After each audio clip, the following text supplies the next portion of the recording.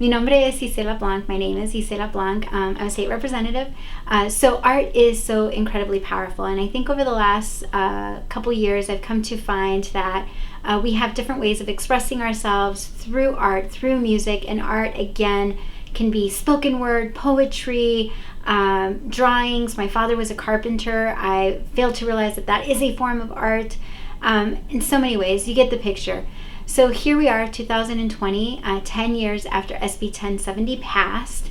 I thought it would be so incredibly important, and it would be an opportunity to remind this place of who we are through art. And we do often display some art here in the hallway, and we decided to take it down. And luckily I connected with Carmen Guerrero, who was amazing, and I just said, hey, I have this idea, and we connected around the idea.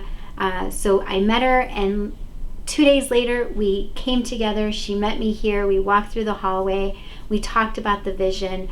I talked about why it was important to, it's not that we're celebrating SB 1070, it's not that. It's we're celebrating the fact that we are still here. That all of these things have been happening here in the state of Arizona, and because of young people, documented, undocumented, people of all ages have decided to stand up, that Arizona has organized in a way that frankly would have not happened, unfortunately, if SB 1070 had not passed. I think too many of us were, I don't know what the right word is, asleep, although that doesn't feel quite right, but SB 1070 really made the community, several communities, realize that this had to stop, that the continuous attacks of people, indigenous people, people of color over the years in the state of Arizona needed to stop, and that we needed to start taking action. So for us to be able to be in this place where the law was created, and to kind of take it back, but more importantly to share our experiences of SB 1070 through our eyes, through artwork, is really powerful. It's in this place. I don't know how else to word it. I can't. There are no words. It's amazing. Walking down the hallway and seeing how creating borders, how passing this law has had such an impact, and having those images captured. I mean, look at this. It's our way of telling our history and how we're still here. I don't know how else to say it. We're still here. It's pretty powerful. Anyway. Did you maybe, do you think maybe you have opened some doors here? Well, I think what is happening is that, I don't know if opening the doors is right framing. That's a really great question. I think what has happened is it shakes things up. It puts it in front and center, right? So if someone, maybe like me, if I wasn't willing to take a risk along with my leadership, right? Because my leadership had to be willing to sign off on something like this. And by leadership, I'm talking about the Democratic leadership. If we decided not to do anything and to just continue, then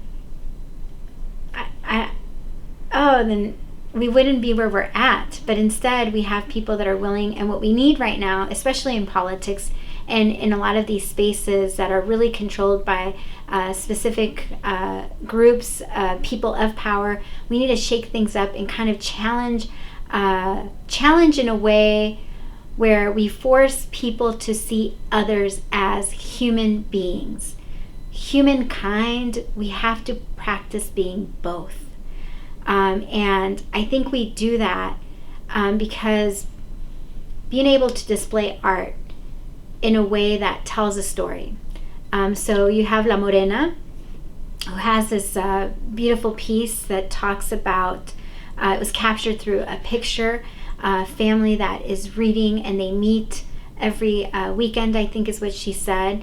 And the other side of the family is on the other side of the border.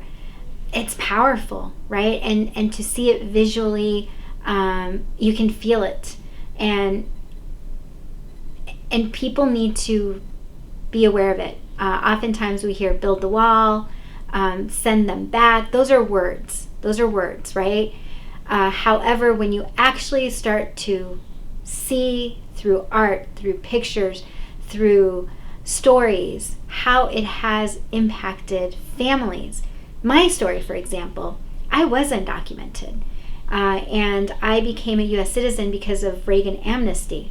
And that is, in fact, threatening to several of my Republican colleagues, to remind them that I am, in fact, a U.S. citizen, because over 30 years ago, you had actually Republicans who saw immigrants as potentially the fabric of this nation. Think about that. And so to be able to stand in front and center and remind them of that is threatening. But more importantly, it's a reminder of what the American dream is, what it looks like, what it can be, how it's achieved, and it can be achieved. And that can be threatening. So we need to take risk.